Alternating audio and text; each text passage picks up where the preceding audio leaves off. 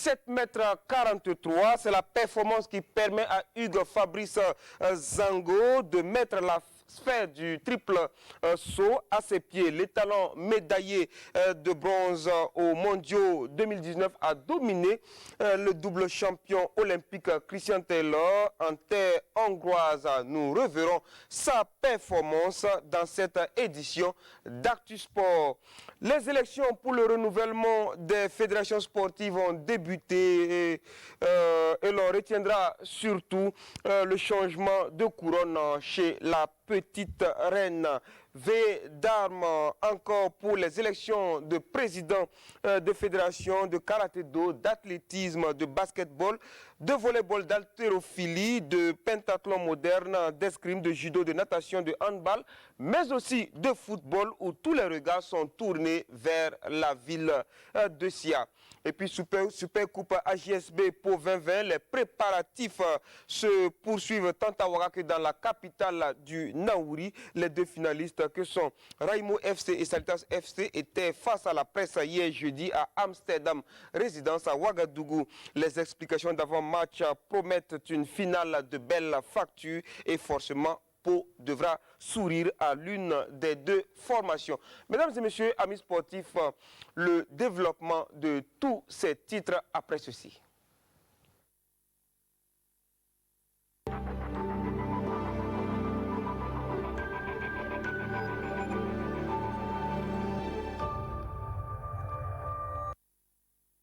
Fabrice Zango, plus fort que le double médaillé olympique Christian Taylor. L'étalon de l'athlétisme s'est illustré avec une performance de 17 mètres 43 au meeting continental World Athletics de Shekeveva en Hongrie pour monter sur la plus haute marche du podium. On voit cela en image avec notre spécialiste maison, Mahamadi Wena. C'est le retour à la compétition du triple sauteur burkinabé depuis la crise sanitaire due au Covid-19. Hier, au meeting continental World Athletic de Shekeveva en Hongrie, le recordman d'Afrique au triple saut en salle et en plein air a envoyé un message à la concurrence. Un bond à 17 mètres 43, l'un de sa meilleure performance personnelle de 17,66 réalisé au championnat du monde de Doha, mais suffisant pour réaliser la meilleure performance mondiale en plein air de l'année. Fabrice Zango devance surtout le double médaille olympique, l'américain Christian Taylor, auteur d'un bond à 17 mètres 34. Le triple sauteur portugais Pablo Pichado, qui avait disputé la médaille de bronze à Fabrice Zango à Doha, lui termine troisième avec un bond à 17 mètres 28. Pour mémoire, Hugues Fabrice Zango avait réalisé également la meilleure performance mondiale de l'année au triple saut en salle, avec un bond à 17 mètres 77 avant que la maladie du Covid-19 n'arrête tout. Voilà donc un espoir de médaille olympique. Bon vent à toi et talent. Et on ouvre la page des élections fédérales avec la première vague qui a livré son verdict le week-end dernier. 3 fédérations, 3 scénarios. Rachid Nakoulman a été plébiscité pour un deuxième mandat à la tête de la Fédération burkinabé des sports équestres. Jérémy Bouda, candidat solitaire, a été élu à une grande majorité des votants pour succéder à Abdraman Kone à la Fédération burkinabé de boxe. Coup de tonnerre au cyclisme où Amédée Berewoudgou surprend Yasne Managre Sawadogo. Le point avec Urbain Benito Somé et Mahamadi Wena. J'ai les moyens, je vais le faire. C'est par ces propos qu'Amédée Berewoudgou, candidat à la présidence de la Fédération burkinabé de cyclisme, a entamé son discours de charme à l'endroit des électeurs. Et pour le moins, la promesse de 3 vélos pour chaque club et la somme d'1 million par an pour les clubs formateurs a convaincu 44 électeurs sur les 84 votants. Les promesses que j'ai dit seraient bien et belles effectives. J'ai les moyens pour le faire. Donc, c'est juste pour dire tout simplement, je ne suis pas venu être candidat pour rigoler. Non, je suis venu pour travailler. Ce score serait de 44 voix contre 40 pour le président sortant démontre jusqu'à quel point le scrutin au cyclisme était très indécis. D'ailleurs, dans la salle, le vote des clubs de Ouayouguia, où l'appel à une expertise externe dirigés par Joseph Zangrianogo, ont constitué des points d'achoppement. Mais au final, l'intérêt du cyclisme a prévalu et le vote a pu se dérouler dans la transparence sous la supervision de Bassegona Yanou, directeur de la formation et de la réglementation au ministère des Sports et des Loisirs. Un scrutin qui n'a pas permis au président Yasne Mandangre Sawadgo de se faire réélire pour un deuxième mandat. Il faut dire que c'est une élection qui s'est très bien passée dans la transparence. Nous l'avons bien préparée, nous avons bien préparé l'Assemblée générale, vous avez vu comment ça s'est passé. Et le candidat Veroudou donc a gagné, félicitations et bon vent à lui. À la boxe, le président sortant Abdraman Kone, lui, n'était pas candidat à sa propre succession. Durant ces 2 dernières années, la fédération de boxe a vécu de nombreuses crises qui ont plongé le noble art dans la léthargie. La mission du nouveau président élu avec 35 voix sur les 37 votants est de relancer la discipline. Voilà, nous allons mettre le paquet pour qu'on puisse parler de Burkina comme on le parlait avant, la boxe internationale, voilà, professionnelle. Et si nous avons l'harmonie, je pense que nous disposons des gens qui peuvent nous aider pour nous financer dans tout ce que nous allons entreprendre. Au niveau de la Fédération burkinabé des sports équestres, Rachid Nakoulma a été plébiscité par les 26 votants. Un renouvellement de la confiance placé au président sortant pour continuer ses grands projets pour les sports équestres. D'abord, c'est l'hippodrome de Burkina Faso qui est Amdalaï, qui est délabré. Donc, nous n'avons pas d'infrastructure digne pour pouvoir mener les activités de sport équestre au Burkina Faso. Là, c'est les écuries aussi que nous allons quand même essayer de réorganiser. Et enfin, c'est faire revenir le PHB au Burkina Faso. Réélus ou nouvellement élus, ces présidents doivent d'ores et déjà se mettre au travail pour le respect de leur programme de campagne. Et malgré les protestations de maître Hugolin Poda, l'élection à la Fédération burkinabé de taekwondo a bel et bien eu lieu. Une élection remportée par François Daboué par 55 voix contre 9 et 4 abstentions. Il succède à Tebo Zongo. Urbain Benito Sommet et Jean-Modeste Ouedraogo. Il est le nouvel homme fort de la Fédération burkinabé de taekwondo.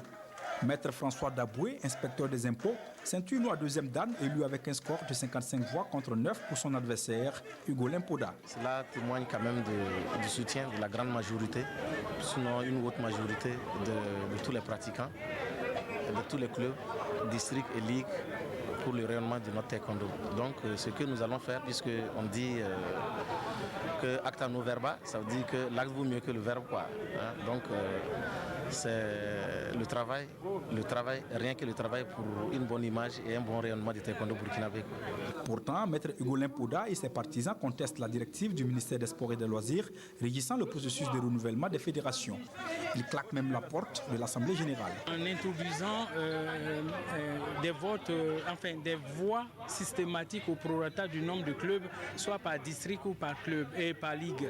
Ça, c'est une disposition totalement inacceptable. C'est la fédération qui a proposé le nombre de voix à marquer. Ce n'est pas le ministère. Une fois de plus, je suis désolé. Qu'à cela ne tienne, l'Assemblée générale souveraine a poursuivi le processus électoral et le verdict des urnes est sans équivoque. Maître François Daboué est déclaré vainqueur. Il succède à Maître Tembo Zongo, immédiatement nommé président d'honneur. L'autre acte fort de cette Assemblée générale est sans doute le bilan moral et financier des 4 ans de gestion du bureau sortant. Un bilan passé au scanner devant l'Assemblée générale et adopté par acclamation. Chaque saison, quand on fait le point, le bilan est à 100%. On a pris beaucoup d'activités, le championnat national senior, junior, les sorties internationales, et on a pu honorer. Sauf l'année 2020, avec l'avènement du coronavirus, nous n'avons pas pu effectuer grand-chose. Le nouveau bureau dit s'inscrit dans la continuité et reçoit dans la foulée des casques, des plastrons et des coquilles des mains du président sortant Tembo Zongo, un don du chef d'état-major de l'armée de terre, le colonel Gilles Bationneau, ceinture noire, 3e dan. Score très serré entre les deux prétendants au fauteuil de la présidence de la Fédération burkinabé de Vovinam, Viet Vodao. Maître Philippe Sawadogo l'emporte sur le fil du rasoir. 10 voix contre 9 pour Maître Aruna Sawadogo. Pendant ce temps, Maître Jean Konsimbo se fait réélire tranquillement à la Fédération burkinabé de Kung Fu Wushu par 41 voix sur 41. Souleymane Sanou et Alain Didier Compaoré. La raison a pris le dessus sur la passion à cette assemblée générale élective de la Fédération burkinabé de Vovinam Viet Vodao. Repêché aux tout derniers instants des élections, Maître Aruna Sawadogo est opposé au secrétaire général du bureau sortant, Maître Philippe Sawadogo. Après 2 heures de tractation, le consensus est trouvé sous la houlette des représentants du ministère des Sports et des Loisirs. Le verdict des urnes place Maître Philippe Sawadogo vainqueur sur le fil, 10 voix contre 9 à son challenger. Le thème de mandat, j'ai bien dit, c'est l'excellence par la consolidation des acquis et l'innovation. Consolider les acquis parce que j'ai eu à travailler avec un président anticipateur et prévoyant, qui a pu apporter les résultats à notre art martial. Et je tends la main également à tous ceux qui ont perdu ce matin. Celui qui a eu, c'est un petit frère. S'il veut travailler avec moi, pour moi, il n'y a aucun inconvénient. On va travailler pour le rayonnement de notre art martial. Cette étape passée, la mission de Maître Philippe Sawadogo, en plus d'être sportive, doit surtout être celle du rassemblement de la famille du Vovinam Viet Vodao. Kung Fu Wushu. Maître Jean Konsebo, publicité à la tête de la Fédération burkinabé de Kung Fu Wushu. Seul candidat à sa propre succession, Maître Konsebo est élu à l'unanimité des 41 votants pour un second bail de 4 ans. Nous avons fait un programme qui est un programme consensus, donc nous allons travailler à la réalisation de ce programme. Comme le programme est différent, on va continuer ce qu'on a fait, mais on va l'améliorer et apporter des changements. Nous sommes dans 8 régions. Notre objectif, c'est de pouvoir atteindre les 13 régions du Burkina et aussi renforcer les capacités de la direction technique. Comme vous le savez, dans l'art martial, la connaissance technique est très importante. Donc nous allons travailler au renforcement de la capacité et à la divulgation du Wushu à travers le Burkina. Le président et son nouveau bureau disent placer leur mandat sous le signe du changement dans la continuité. Il s'agira également pour eux de faire du Kung Fu Wushu une discipline qui rapporte des lauriers au pays des hommes intègres. Il n'y a pas eu véritablement de combat à Koudougou. Denis Nanema, seul candidat, a été réélu à la tête de la Fédération burkinabé de tennis de table avec 11 voix sur 11. Même scénario à la Fédération burkinabé de lutte où Pierre Badiel a fait l'unanimité des 41 votants. On voit tout cela avec nos envoyés spéciaux dans la cité du Cavalier Rouge, Rasmani Zoundi et Abdoulaye Kabouré. À l'unanimité, Pierre Badiel est réélu à la tête de la Fédération burkinabé de lutte traditionnelle. Le président sortant obtient 41 voix sur 41 possibles, et ce, dans un scrutin à bulletin secret. Les différentes ligues, districts et clubs ont une fois encore donné à ce professeur DPS l'opportunité de porter haut la discipline. Une réélection qui était attendue car il était le seul en lice. Mon équipe a été plébiscitée à 100%. Ça veut dire qu'il y a une solidarité agissante au sein de la famille lutte. Et nous souhaitons que cette solidarité continue pour le bonheur de la lutte et pour le bonheur des lutteurs. C'est ce qui va nous permettre d'engranger des victoires à l'avenir. Le programme 2020-2024 du nouvel ancien président Pierre Badiel porte sur l'émergence de la discipline. Le premier, c'est la participation, le développement même de la lutte, de la structure. Deuxièmement, la participation aux différentes compétitions au niveau national et international. Et troisièmement, on a parlé des infrastructures parce que la lutte souffre. On n'a pas de salle de lutte olympique et il faut bien qu'on ait des infrastructures par rapport à ça. La veille, une autre élection se tenait également à Koudougou. La Fédération burkinabé de tennis de table a choisi son président et son bureau exécutif dans un vote à bulletin secret. Et là encore, il n'y a pas eu de surprise. Il y a un seul candidat au poste de président, Denis Nanema.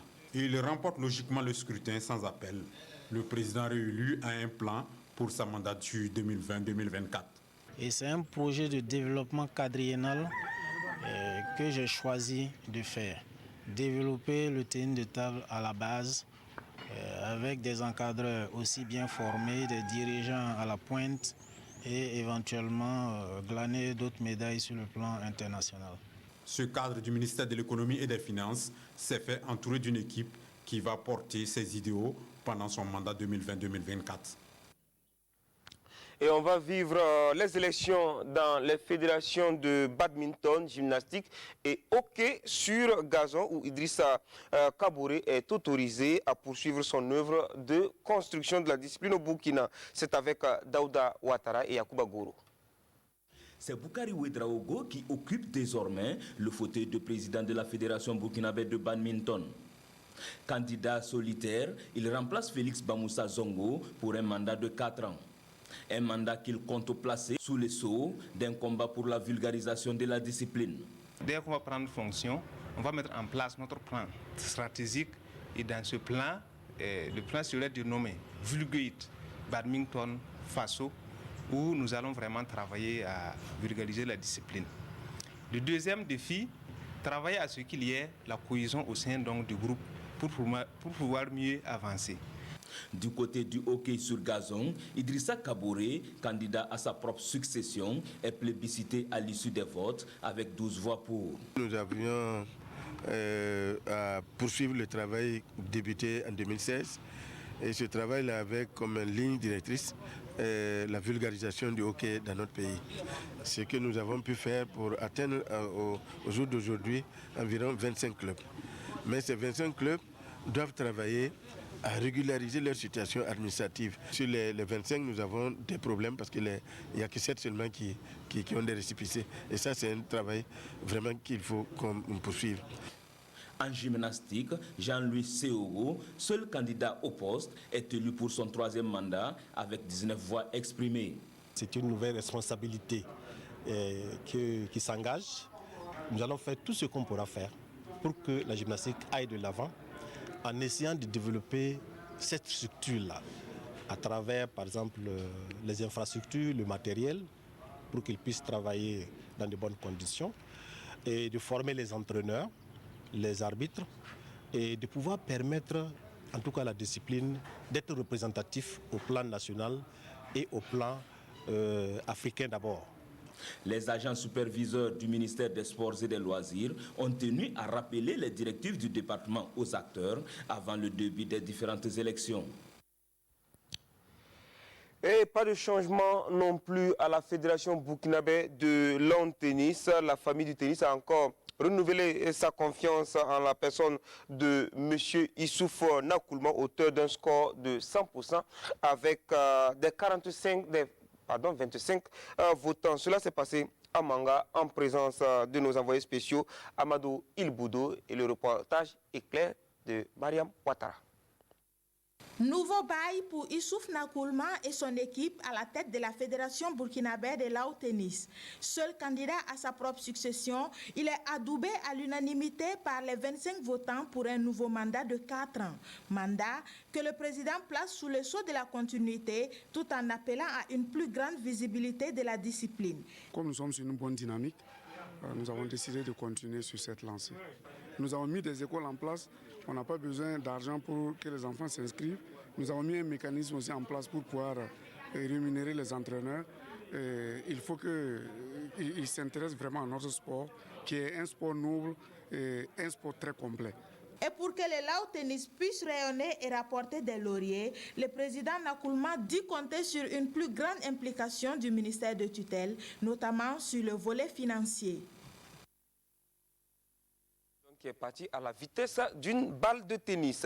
Les élections se poursuivent ce week-end et les regards sont tournés vers Bobo Dioulasso où va se jouer la succession du colonel Sita Sangaré. On retrouve nos envoyés spéciaux Paul-David Bambara et Jean-Modeste Ouedraogo devant la maison de la culture de Bobo Dioulasso où se tiendra l'élection. Les acteurs du monde du football se sont donné rendez-vous ici donc à la Maison de la Culture de Bobo-Dioulasso, dans la salle Monseigneur Anselme Titiama Sanon pour l'Assemblée générale élective. Oui, il faut le reconnaître, il y a deux candidats qui sont en liste pour cette élection. Il s'agit de Lazare Bansé et Amadou Traoré.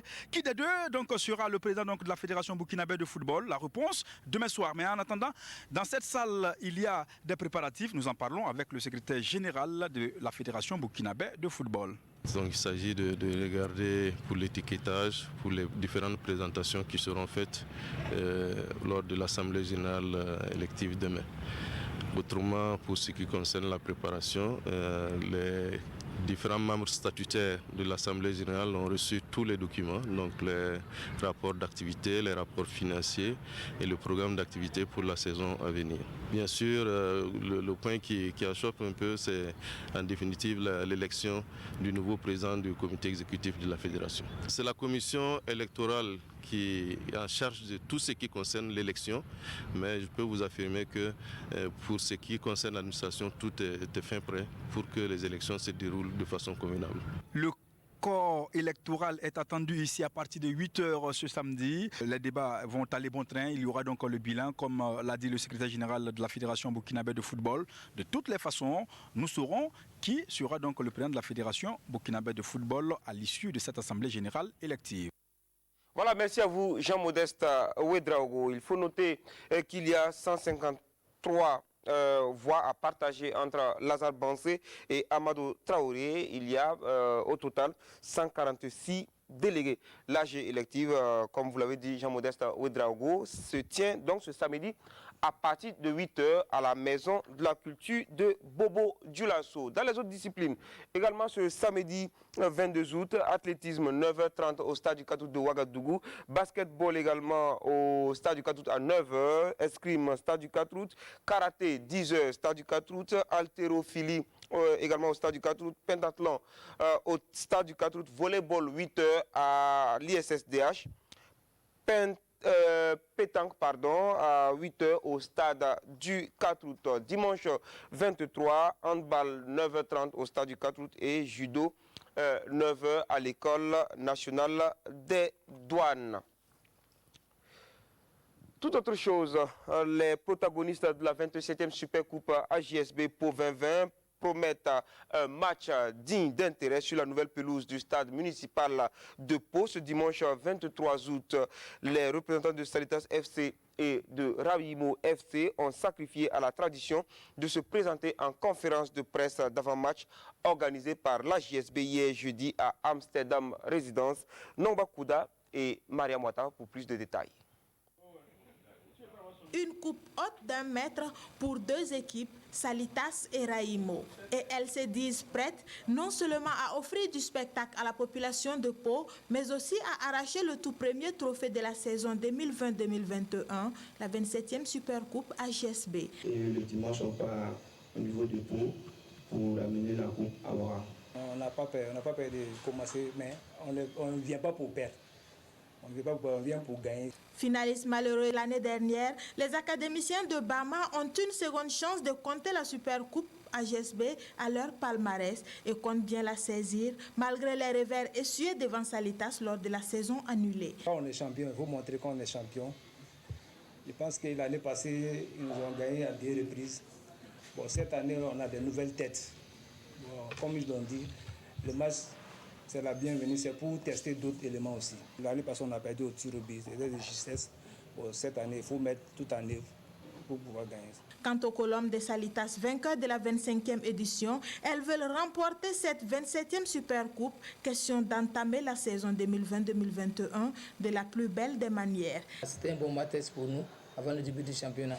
Bon, Raimo, c'est une bonne équipe. Voilà, nous aussi, c'est aussi une bonne équipe. Voilà, ça va se jouer. Une finale, elle ne se joue pas, elle se gagne. Voilà, nous, on part pour gagner.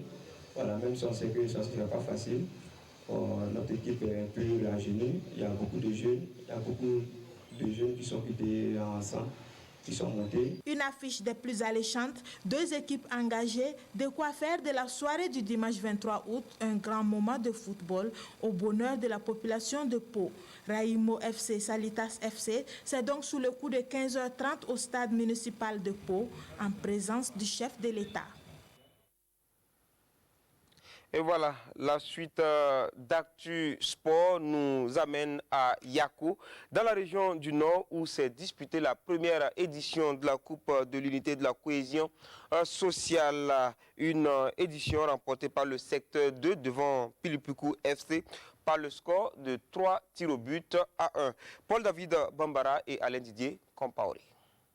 Après plusieurs années de léthargie, le stade Oumarou Kanazoué de Yako retrouve des couleurs grâce à l'initiative de 2 hommes. L'un est ancien international, Madi Panam Tigri. L'autre directeur général d'un fonds national, Bruno Compaoré. Une volonté qui a eu l'adhésion de la population, mais aussi des responsables politiques, religieux et coutumiers de la région. Après les interventions des différentes autorités, place à la finale entre le secteur 2 de Yako en vert et Pilimpiku FC. Sur le terrain, Pilimpiku FC en blanc est l'équipe la plus entreprenante dans les premiers instants du match. Le secteur 2 de Yako, encouragé par son public, reprend le dessus au fil de la rencontre, mais aucun but ne sera inscrit jusqu'à la pause. À la reprise, le match est plus intense. Pilimpiku FC domine la partie, mais ses attaquants sont maladroits. Le secteur 2 de Yako ne fait pas mieux et le match se termine 0-0. Les 2 équipes sont soumises à l'épreuve des tirs au but. Une séance qui sourit au secteur 2 de Yako. 3 tirs réussis contre 1 à Pilimpiku FC. Une apothéose qui satisfait les organisateurs. Cette coupe est née de l'idée qu'on ne peut jamais construire quelque chose autour de l'essentiel, autour de la solidarité et de la cohésion sociale. C'est pourquoi nous avons estimé qu'il était important, en ce moment où le Burkina Faso traverse des moments difficiles, de prôner la cohésion et l'unité sociale des fils et des filles de toutes les régions. L'objectif est plus qu'atteint parce qu'on estime d'abord qu'on a pu quand même réunir. C'est pourquoi j'ai dit dans mon intervention, Madi, on a réussi. Dans l'ensemble, c'était un match plaisant, un match équilibré où les 2 équipes se sont donné des coups et au final, ils se sont départagés sur les tirs au but. Et je pense qu'il y a quelques jeunes talents que j'ai eu à détecter. Le coparrain de la finale salue l'initiative qu'il trouve noble et qui mérite d'être encouragée et perpétuée. Nous avons voulu nous associer à cette belle initiative pour justement magnifier l'importance de l'unité et de la cohésion sociale. Vous savez que notre pays aujourd'hui traverse une situation que nous tous nous connaissons, qui est une situation assez difficile, et toute action allant dans le sens de la cohésion de l'unité nationale, nous devons donc soutenir. Le secteur 2 de Yako, vainqueur, s'adjuge le trophée des ballons, un jeu de maillot et la somme de 500 000 francs. 400 000 francs, un jeu de maillot et des ballons pour Pilimpiku FC. Toutes les 14 autres équipes et les acteurs qui se sont illustrés lors de ce tournoi ont également été récompensés. À l'international, Bayern PSG, c'est l'affiche de la finale de la Champions League 2019-2020. Mais en attendant cette finale qui va se jouer dimanche, juste après la Supercoupe AGSB, je vous invite à suivre les demi-finales PSG Leipzig et Bayern Lyon avec Alain Didier Compaoré. Le duel franco-allemand se poursuit à la finale de la Ligue des Champions. La première du PSG en finale de la Coupe aux grandes oreilles va l'opposer au Bayern Munich. Mardi dernier, le Paris Saint-Germain s'est imposé devant Leipzig 3-0 grâce aux réalisations de Marquinhos, encore lui, de Di Maria et de Bernat. Dans l'autre demi-finale, Lyon s'est écroulé sous le poids du géant allemand, le Bayern Munich. Malgré leur bon début de match, les Gones se sont inclinés également 3-0. Niambri au 18e et 38e et l'incontournable Lewandowski à la 88e minute ont mis fin au rêve lyonnais. Au soir du 23 août, on saura qui de Paris ou de Bayern sera sur le toit de l'Europe. Et la finale, donc, Alain Didier Compaoré vous l'a dit, c'est de ce dimanche 23 août. Et Sachez que le FC Séville vient de remporter la Ligue Europa en dominant l'Inter de Milan sur le score étriqué de 3-2. Le Rai Club du Kadiogo informe le public sportif du recrutement de jeunes joueurs dans les petites catégories. Le recrutement se fera par test qui se dérouleront du 24 au 25 août prochain de 8h à 10h et de 14h à 16h sur le terrain du Rai Club du Kadiogo, 6 à la zone 1 derrière la pédiatrie Charles de Gaulle à Ouagadougou. Les tests sont gratuits et concernent pour les minimes les enfants âgés de 11 à 12 ans, les cadets enfants âgés de 13 à 15 ans et les juniors de 16 à 19 ans. Merci de nous avoir suivis. Bon week-end sportif à tous à Ouaga, à Bobo et à Pau où va se disputer la 27e finale de la Super Coupe AJSB. Bonsoir.